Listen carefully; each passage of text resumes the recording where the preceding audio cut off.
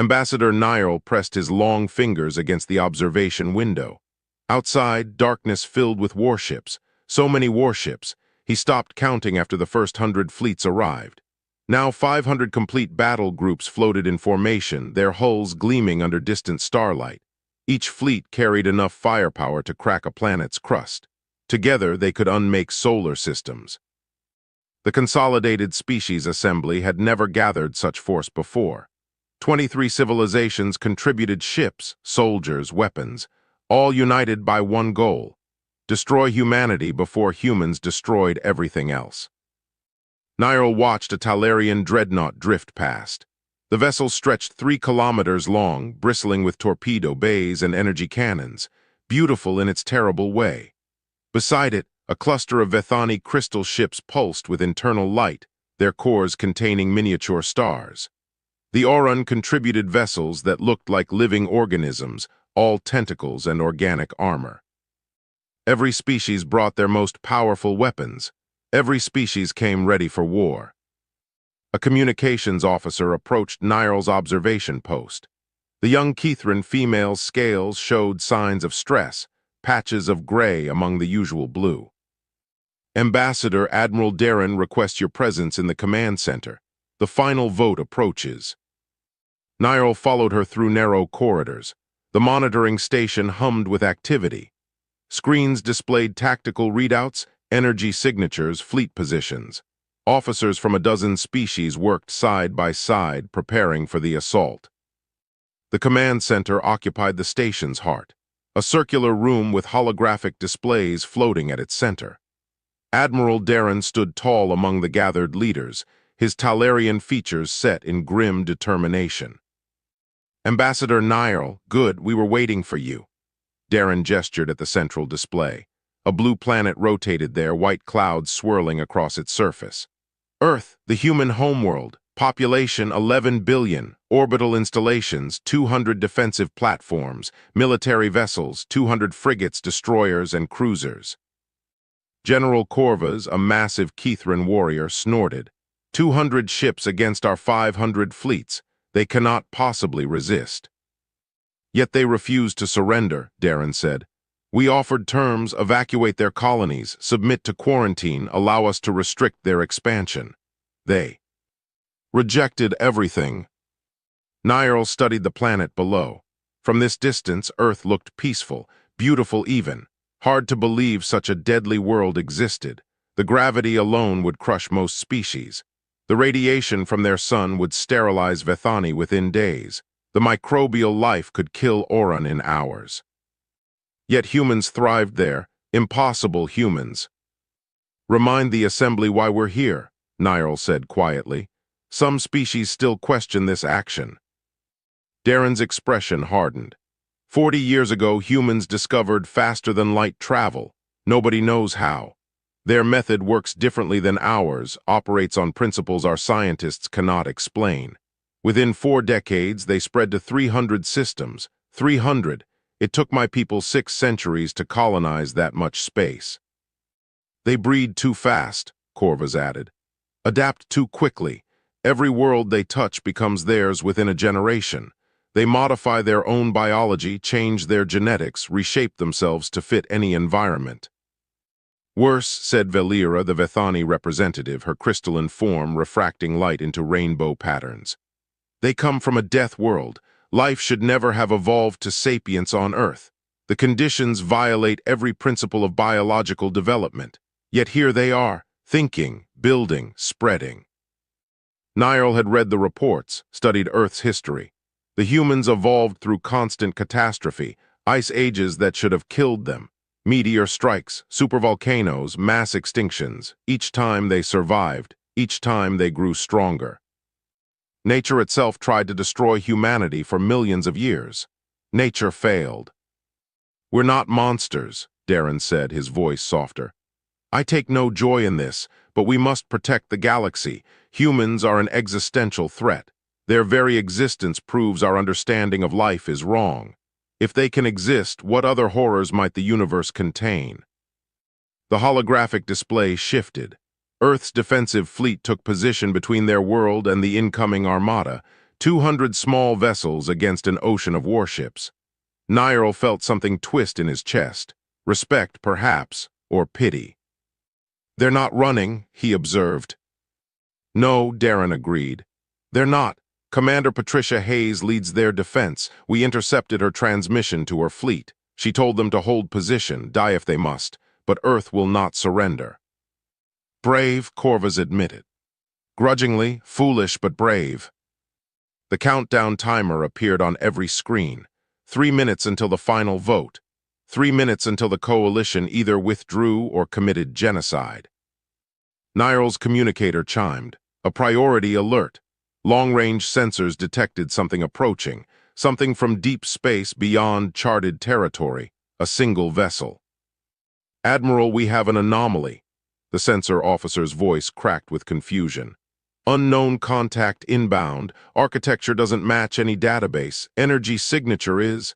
I don't understand these readings." Darren frowned. "Show me." The hologram shifted. A new ship appeared at the edge of sensor range. Small, relatively, frigate-sized, but its design looked wrong. Elegant curves where military vessels favored angular efficiency. Smooth hull where modern ships showed seams and armor plating.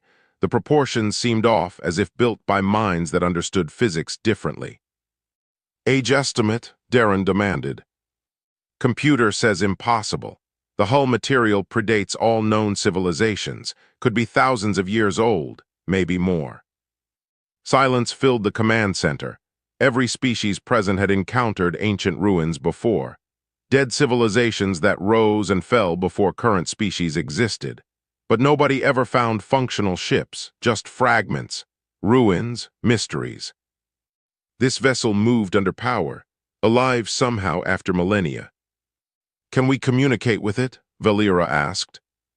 No response to any hailing frequency. Darren made his decision. "It's irrelevant. One ancient ship cannot affect our mission. Maintain formation, prepare to jump to Earth on my command." But Niall couldn't look away from the strange vessel. Something about its approach felt deliberate, purposeful, as if it knew exactly where to go. The countdown reached 0. The vote passed. 500 fleets prepared to eliminate humanity. And the ancient frigate accelerated, racing toward Earth faster than scanners could track. Reality twisted around 500 war fleets as they jumped into the Sol system. Space rippled like disturbed water. One moment empty void. Next moment, an armada that blotted out the stars. Commander Patricia Hayes watched the sensors explode with contacts. So many ships. Her crew fell silent. Some prayed, others just stared. The human defense fleet looked like toys compared to what now surrounded Earth. "All hands battle stations. Activate defensive grids. Prepare torpedo spreads." Patricia kept her voice steady. Her people needed strength now, not fear. "Remember your training, we hold the line." The lead coalition vessel broadcast on all frequencies. Admiral Darren's face appeared on every human screen. His Talarian features showed no mercy. "People of Earth, you have 3 minutes to begin planetary evacuation. After that, we commence bombardment. There will be no negotiation, no reprieve. Your species ends today unless you submit to our terms immediately." Patricia glanced at her communications officer. Lieutenant Rachel Kim shook her head. "No response from ground command, Commander. They're not evacuating." "Neither are we." Patricia opened a channel to the entire human fleet. "All ships, we're not backing down. Earth doesn't kneel to threats. If we die today, we die protecting our home."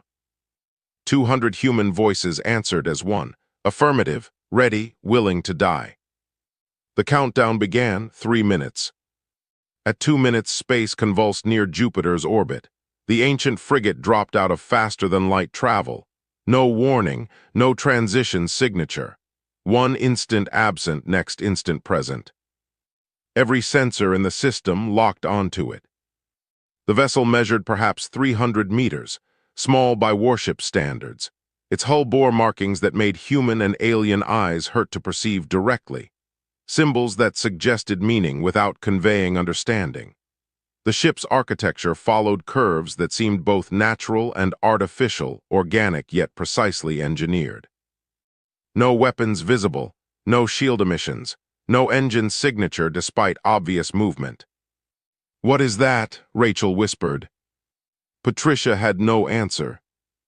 Admiral Darren demanded identification. The ancient ship remained silent. Coalition scanners tried to analyze it. Reports flooded command centers across the Armada. Hull composition unknown, power source undetectable, materials not found on any periodic table. Age estimate impossible because the vessel shouldn't exist at all. "Send a destroyer to investigate," Darren ordered. "Disable if necessary. Don't let anything interfere with our mission." The Talarian destroyer broke formation, a massive warship capable of glassing continents. It approached the silent frigate with weapons charged, shields at maximum. The ancient vessel finally moved. It accelerated smoothly, no visible thrust, no gravitic distortion, just sudden, impossible speed. The frigate passed through the destroyer's shields as if they were smoke, not breaking them, not overwhelming them, simply ignoring them completely. A beam of pure white light touched the destroyer's hull, lasted less than a second. Every system aboard the warship died simultaneously. Lights, engines, life support, weapons, everything. The destroyer went dark and silent, a dead hulk tumbling through space. But life signs remained strong, crew unconscious but alive. The frigate continued toward Earth, untouched, unstoppable. "All fleets hold position," Darren commanded, his voice tight. "Do not engage the unknown vessel until we understand what it can do." Patricia watched the ancient ship approach her fleet. Should she order her people to attack? Could they even hurt it? The destroyer it disabled carried weapons 100 times more powerful than anything humanity possessed. On Earth, billions watched their screens. Dr. Robert Hughes sat in his office at the University of London, a xenoarchaeologist who spent his career studying ancient ruins in the outer systems. He'd cataloged artifacts from a dozen dead civilizations, translated fragments of languages lost for millions of years. He recognized the frigate's design. Robert's hands trembled as he pulled up his research files. 10 years ago, his team found ruins on a moon orbiting the 6th planet in the Kepler system. Structures built from impossible materials. Doorways sized for beings much taller than humans, and walls covered in symbols. The same symbols now visible on the frigate's hull. Robert activated his communicator, called everyone he could reach, the military, the scientific community, anyone who would listen.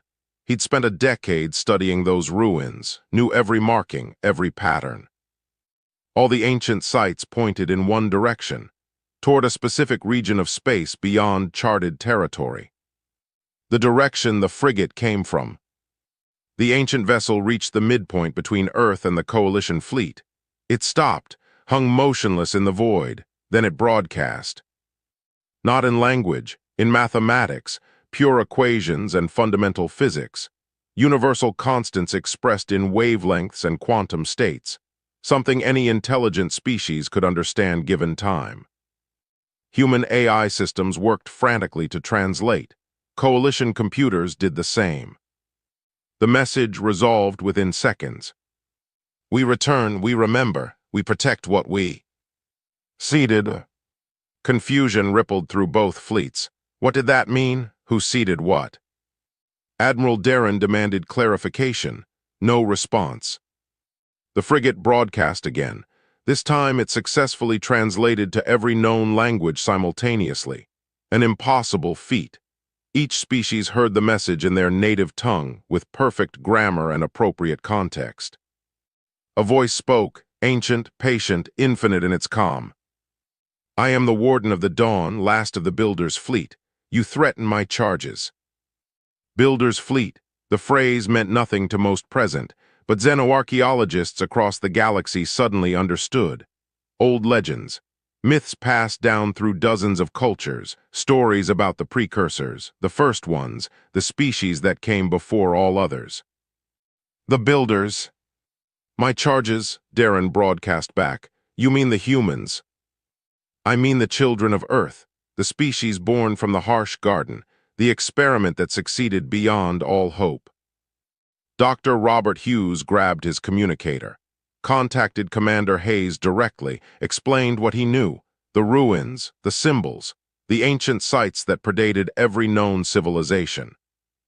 Patricia listened, processed, understood something incredible. You're saying that thing has been watching us, for how long? Based on the ruins I studied, 3 million years, maybe more. The coalition fleet stirred, weapons charging, shields strengthening.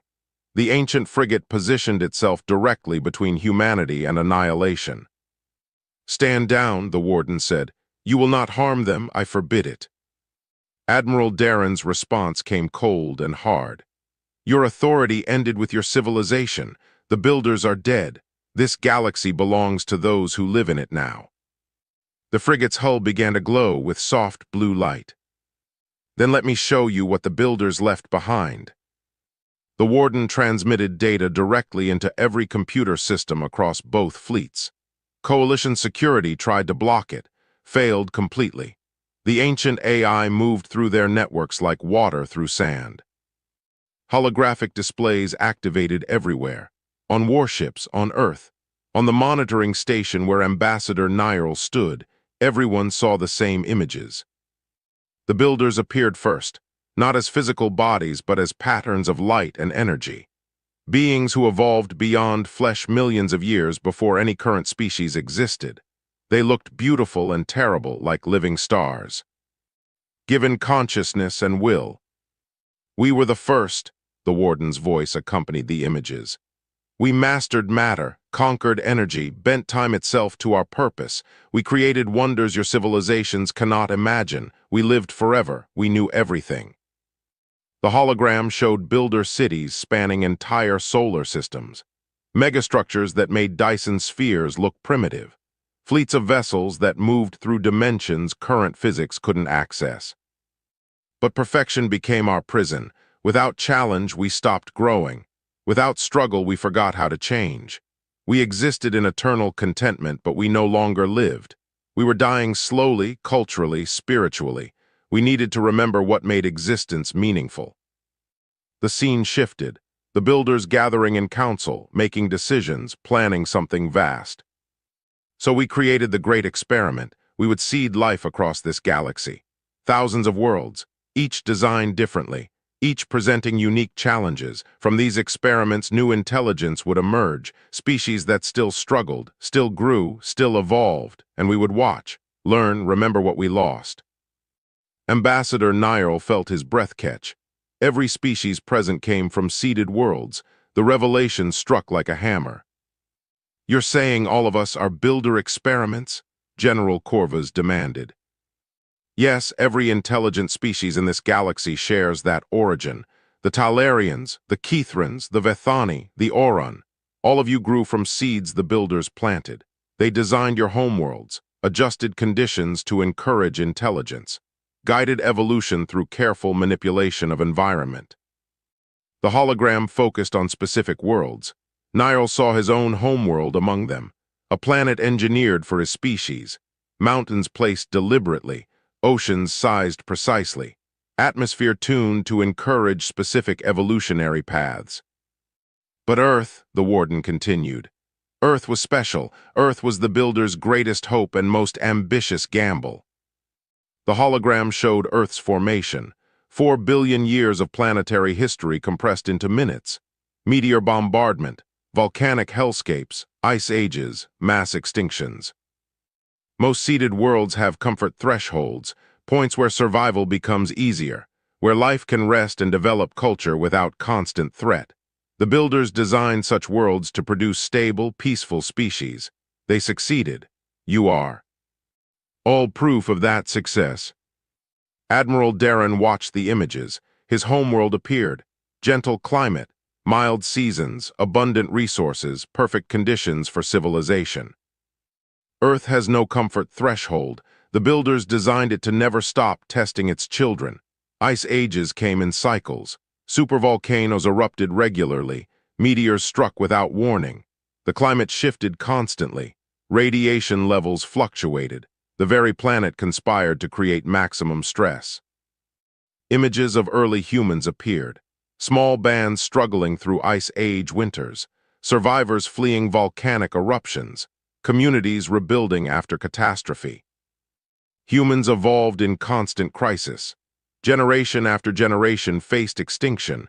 Most species would have failed, most did fail.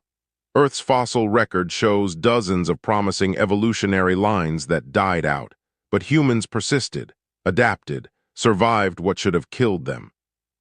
Commander Patricia Hayes watched her species' history unfold. She knew this story. Every human child learned it, but seeing it through alien eyes, understanding it was deliberate, changed everything. The builders wanted to create a species that embodied change itself, a species that would never stop adapting, never stop growing, never stop pushing boundaries. In you humans, they succeeded perfectly. You are exactly what they hoped to create. Silence filled every ship, every station, every command center. Then we were right to fear them, Valera said quietly.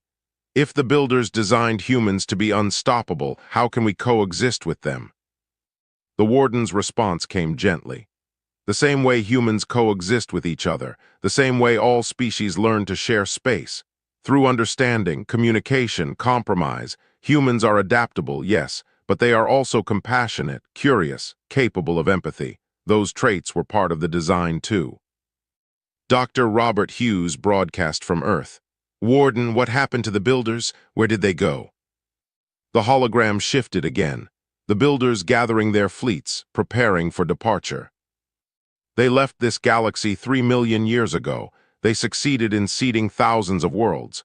Their experiments began. Remaining would risk interference. The builders wanted their creations to develop independently without divine guidance. So they departed for the space between galaxies, left to continue their existence elsewhere. And you stayed behind, Patricia said. Yes, the Warden fleet remained, one guardian for each major experiment. Our command was simple: protect the seeded life until it reaches the stars, watch from afar. Never interfere unless extinction threatens from outside forces. I have watched Earth for 3 million years, witnessed every triumph, every tragedy, wanted to help countless times, but builder protocols forbade intervention. The ancient AI paused. When it spoke again, emotion colored its voice. Until now, you coalition species come to destroy what the builders created. That triggers my authority, my purpose. I can finally reveal myself and act. Admiral Darren found his voice.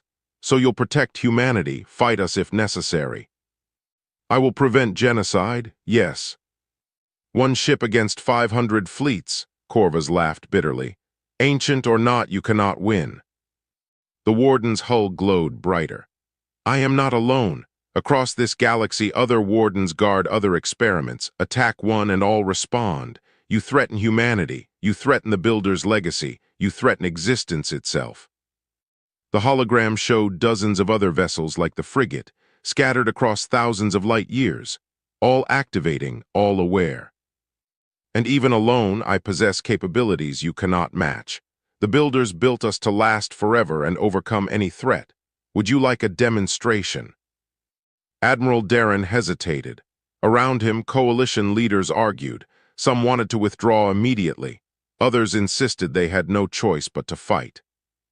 Ambassador Nyril stepped forward, made his decision. Warden, may I propose something different? Not war, not surrender, but dialogue. The ancient AI considered this. Speak, Ambassador, I am listening. Ambassador Nyril's proposal sparked immediate debate. 200 coalition fleets withdrew from the system entirely, unwilling to fight an ancient guardian. 300 remained. Of those, 150 advocated for continued assault. 150 now questioned everything they believed about humanity. Admiral Darren commanded the largest group among the hardliners. His ships held position, weapons still charged.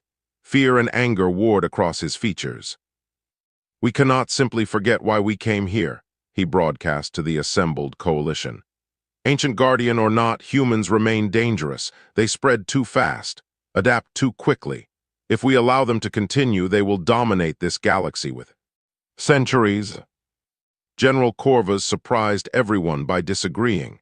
The massive Kithran warrior had advocated loudest for human extermination. Now he hesitated. I have fought many species, conquered many worlds, but I never destroyed an entire civilization without cause, without proof of aggression. Humans have expanded rapidly, yes, but they have not attacked anyone, not invaded, not enslaved. They simply spread and survive. Because they are too new, Valera argued from the other side. Her crystalline form pulsed with agitated light. Give them time. Eventually, human nature will show itself. Their homeworld bred them for competition, for survival at any cost. They will turn on us eventually. Commander Patricia Hayes listened to aliens debate humanity's right to exist. Strange experience, like being judged by the universe itself. The warden remained silent, letting the coalition argue. Occasionally, its hull flickered with soft blue light, patient, watchful. Nyril cleared his throat. All attention turned to him. I propose a trial, not of combat, of character. Let humans demonstrate what they truly are, 3 tests. If they pass, we grant them full membership in galactic civilization. If they fail, we reconsider our position. What kind of tests? Darren demanded suspiciously. Tests that reveal their nature, intelligence, diplomacy, and yes, combat capability, but we judge them fairly. No impossible challenges designed to ensure failure. The warden spoke suddenly. I find this acceptable, but I add conditions. The tests must be fair. They cannot require humans to change their fundamental nature, and failure does not permit genocide, only continued observation and caution. Darren argued for an hour, finally agreed, though reluctantly. He believed humans would reveal their dangerous nature through any genuine test. Better to expose them now than wait for inevitable conflict. Patricia consulted with Earth's government. They accepted. What choice did they have? At least this offered hope instead of immediate annihilation. The first test began within hours. Coalition mathematicians presented humanity with the infinite theorem, a mathematical proof that challenged galactic scholars for 8 centuries. Dozens of species attempted to solve it. All failed. The problem involved multidimensional geometry combined with quantum probability, requiring insights from multiple fields simultaneously. Dr. Sarah Ockhaffer led Earth's response team. A mathematician from Lagos, she assembled 30 of humanity's brightest minds. They had 3 days. The coalition expected elegant solutions, sophisticated theories, beautiful proofs that demonstrated refined thinking. Humans approached it differently. Sarah divided the problem into 10,000 smaller components, assigned each to different teams, used brute force computational power combined with intuitive leaps. Where coalition mathematicians sought perfect understanding, humans sought workable answers. After 40 hours, Sarah presented her solution. Not elegant, not beautiful, but correct. Coalition scholars verified it. Stunned silence followed. The proof worked through sheer determination and creative thinking.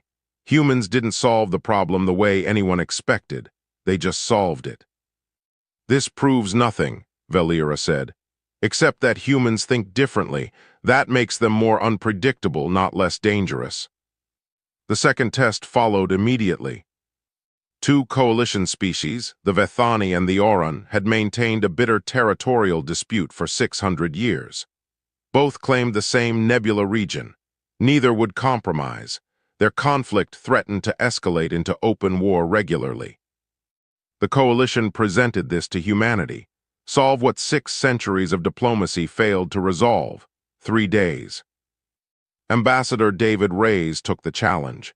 A diplomat from Earth's United Nations, he studied both species carefully, read their histories, learned their languages, understood their perspectives. The problem seemed impossible. Vethani were crystalline beings who communicated through light patterns. Oran were gaseous clouds who perceived reality through chemical sensors. They literally could not understand each other directly. required translation devices that often failed to convey nuance or emotion. David didn't approach this through traditional diplomatic channels. He tried something no one attempted before. He taught both species human music. Music transcended language. Vethani could perceive sound waves as light patterns in their crystalline structure. Oran could feel vibrations as pressure changes in their gaseous forms. Both could experience music in their own way. David worked with composers from Earth, created pieces that told stories, expressed emotions, conveyed meaning without words. He brought Vethani and Oran diplomats together, made them listen to the same music, then asked each species to create their own pieces expressing their feelings about the disputed nebula. The Vethani composed a song about ancient crystal formations in that region, sacred to their culture. The Oran created a symphony about chemical patterns unique to the nebula, essential to their reproduction cycle. For the first time in 600 years, both species understood why the other cared so deeply. David proposed a simple solution: divide the nebula by resource type rather than space. Vethani could access the crystal formations they needed. Oran could harvest the chemical patterns essential to them. Both species could share the region without conflict. The 6th century dispute ended in 70 hours. Coalition observers sat in shocked silence. Humans didn't just solve the problem through superior diplomacy. They made both species see each other as people with legitimate needs instead of obstacles to overcome. "They're dangerous precisely because they can do this," Admiral Darren said quietly. "They don't just adapt to situations, they make others adapt with them. That's a form of conquest, subtle but effective." General Corvus disagreed. "No, that's cooperation. There's a difference.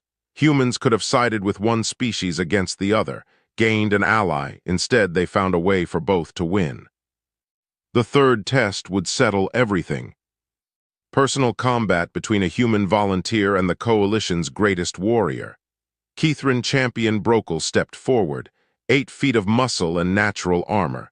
Veteran of 1,000 battles, never defeated. Lieutenant James Foster volunteered from Earth's Lunar Marines. Young, untested in real combat, but determined. The fight would tell the galaxy what humans truly were. The arena materialized aboard the neutral monitoring station. Coalition technology created a combat zone 20 meters in diameter. Gravity set to Earth normal as compromise. Weapons forbidden. Pure hand-to-hand combat. Lieutenant James Foster stretched in his corner. 24 years old, trained in 3 martial arts. Good soldier, but never faced anything like Brokel before.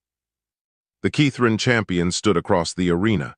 8 feet tall, scales like armor plating. 4 arms, each ending in claws that could tear steel. Tail thick as a human torso. Eyes that tracked movement with predator precision. Brokel had fought representatives from 16 different species, won every match. 3 times he killed opponents by accident, his strength too great for their fragile bodies. Commander Patricia Hayes watched from the observation deck. Beside her, Dr. Robert Hughes gripped the railing. "James is going to die," Robert whispered. "Maybe," Patricia kept her voice neutral, "but he volunteered, knows the risks." The referee, a neutral Vethani arbiter, explained the rules. Combat until one fighter surrendered or became unable to continue. Killing forbidden but injuries expected. 3 rounds, 5 minutes each, with 2-minute rest between. James nodded understanding. Brokel simply growled acknowledgement. The first round began. Brokel moved with terrifying speed for his size. Closed the distance in 2 strides. James dodged left, barely avoiding a 4-armed grab that would have crushed his ribs. The Kithrin pivoted smoothly.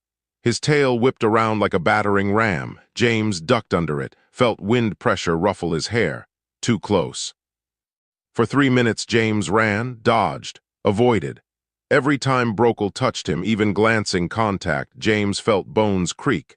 The strength difference was ridiculous.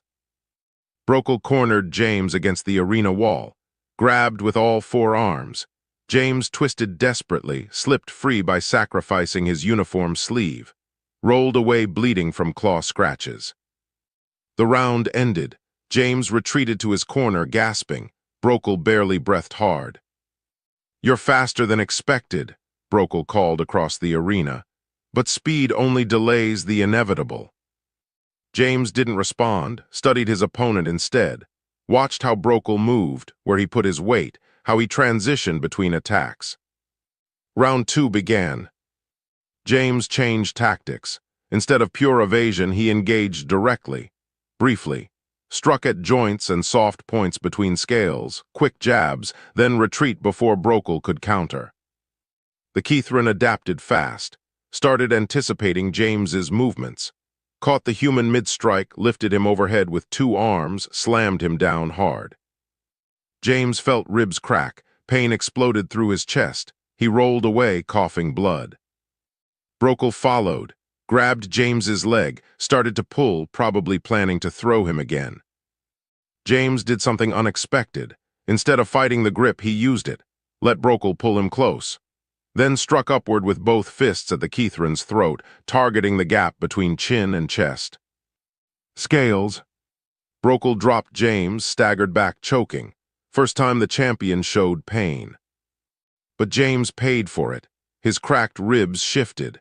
He collapsed, unable to breathe properly. The round ended before Brokel recovered enough to press advantage.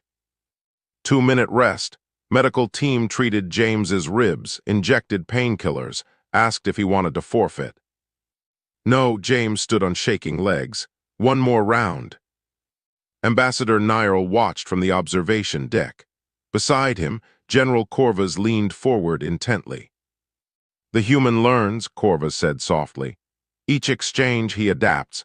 Brokel is superior in every physical way, but the human studies, adjusts, improves." Round 3 began. James moved differently now. He'd spent 2 rounds learning Brokel's patterns, the way the champion favored his right arm slightly, how his tail telegraphed major attacks, the brief moment of imbalance when he transitioned from 4-legged to 2-legged stance. James didn't try to win through strength. He couldn't. Instead, he fought with accumulated knowledge, every dodge more precise, every counterstrike more accurate. He made Brokel work for every advantage. Brokel grew frustrated, started taking risks, overextending, making mistakes. James exploited every error, not enough to win, but enough to survive, to endure. At 3 minutes, Brokel had James pinned, 2 arms holding the human's wrists, 3rd arm pressing against his throat, 4th arm raised to strike. James was finished. Everyone knew it. Brokel could crush his throat with minimal pressure. "Yield," Brokel demanded. "You fought well. Die with honor by surrendering now." James met the Kithran's eyes, smiled through bloody teeth. "You're going to have to earn it." Something changed in Brokel's expression. Respect, maybe. He pressed harder against James's throat, not enough to kill, just enough to force unconsciousness. James blacked out, still struggling. The match ended. Brokel won by technical knockout. But when James woke in the medical bay, Brokel stood beside his bed. The Kithran champion held himself with formal posture. "You are the first opponent who improved so dramatically during our match. First round you were prey. Second round you became challenger. Third round you were warrior. Another 2 rounds and you might have won." "Doubt that," James coughed. "I do not. Humans adapt faster than any species I know. In combat, that is more dangerous than strength or speed. You lost today, but your species learns from every loss. Next time, another human will defeat me, and the time after that, humans will surpass all of us." Brokel bowed formally, left the medical bay. Admiral Darren watched footage of the fight, studied James's progression, the clear learning curve, the adaptation under pressure. His fear crystallized into certainty. The tests proved exactly what I feared. Humans are too intelligent, too diplomatic, and too adaptable. They excel at everything. They don't just compete. They improve constantly. That makes them the most dangerous species in the galaxy. He called for a final vote. Should humanity be allowed to survive? The coalition split evenly. 150 fleets voted to destroy Earth. 150 voted to grant humanity membership. A perfect tie. Admiral Darren refused to accept stalemate, demanded another trial, a final test, something definitive. Commander Patricia Hayes broadcasted a simple message in response. We proved we can think, we proved we can cooperate, we proved we can fight. What more do you want from us? We're just trying to survive and grow like every other species. Why is that a crime? Nobody had a good answer. The warden, silent throughout the tests, finally spoke again. Perhaps it is time I share the rest of the truth, about the builders, about why Earth was designed the way it was, and about what humanity truly represents. The ancient frigate's hull glowed brighter. Let me show you the builder's final message. The warden transmitted directly into every mind across the system, not through devices, through something deeper. Coalition species experienced it as light, humans felt it as warmth. The warden shared memories 3 million years old. The builders appeared again, but different this time, not triumphant gods, tired beings facing their end. We were dying, the warden's voice accompanied visions. Not physically, culturally, intellectually, spiritually. We achieved perfection and discovered that perfection is death. When nothing challenges you, growth stops. When you know everything, curiosity dies. When you can have anything, desire becomes meaningless. Images showed builder civilization in its final centuries. Beautiful cities empty of purpose. Immortal beings who did nothing because they had done everything. Paradise that felt like prison. We decided to seed the galaxy. With life, create new species, new minds, new possibilities. We hoped they would become what we could not. We hoped they would teach us to live again. The hologram shifted to show the seeding process. Thousands of worlds carefully selected, each designed with specific challenges to encourage intelligence. Gentle worlds produced peaceful species. Moderate worlds created balanced civilizations. Harsh worlds like Earth created survivors. But Earth was special. We made it the harshest garden because we wanted to see if life could develop under maximum pressure. We wanted a species that would never stop adapting, never stop struggling, never stop growing, because that is what we lost, the ability to grow. Ambassador Nyril felt tears on his face. Around him, other species reacted similarly, understanding dawning. You created all of us to teach you, Valera asked. Yes, we planted seeds across the galaxy. Then we left.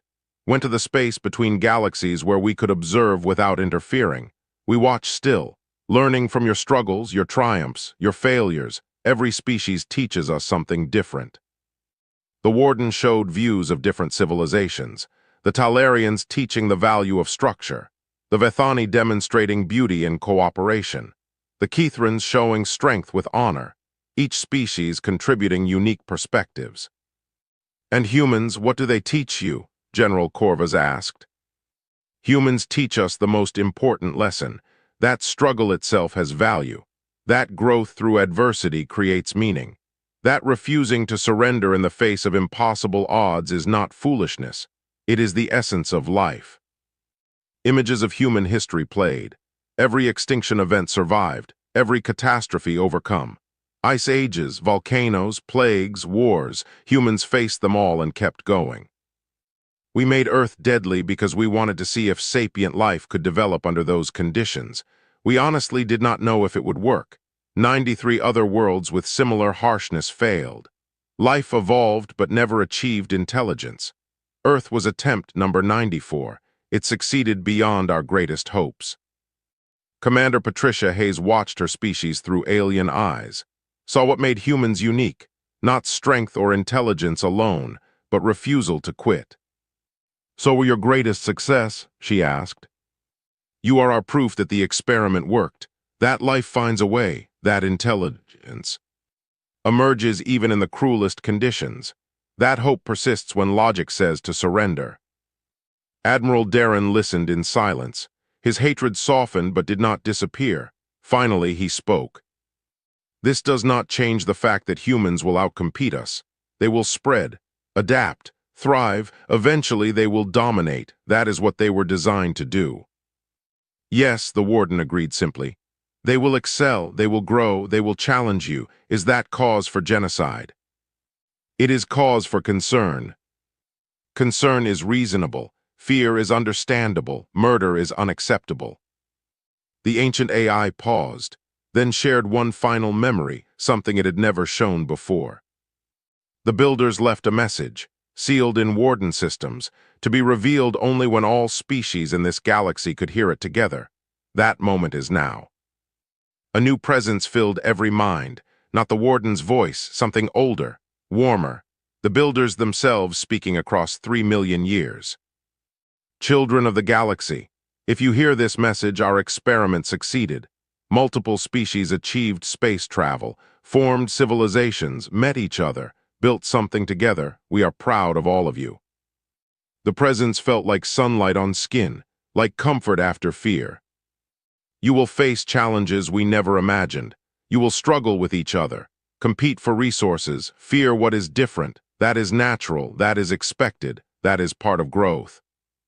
Images of the builders themselves appeared, their faces visible for the first time, not gods, just beings who lived and died and hoped. But remember this, you are all our children, every species came from our gifts. You are cousins, family. When you look at each other, see siblings who took different paths. Some had easy journeys, some had hard ones, but all deserve respect. All deserve their chance to thrive. Ambassador Niall sobbed openly. Around him, coalition representatives from every species reacted with awe. Humanity may seem dangerous because they adapt so quickly, but adaptation is not conquest. Growth is not aggression. They are simply doing what they were designed to do. Survive, thrive, persist. Is that really so different from what all of you do? The message began to fade. We left you this galaxy. We hope you fill it with wonders. We hope you learn from each other. We hope you build something beautiful together. Do not let fear destroy what love created. Silence followed. The builder's message, deep and profound. 500 war fleets hung motionless in space. Admiral Darren stared at Earth, the deadly world that produced impossible humans. He thought about his own daughter, lost to accident, not malice.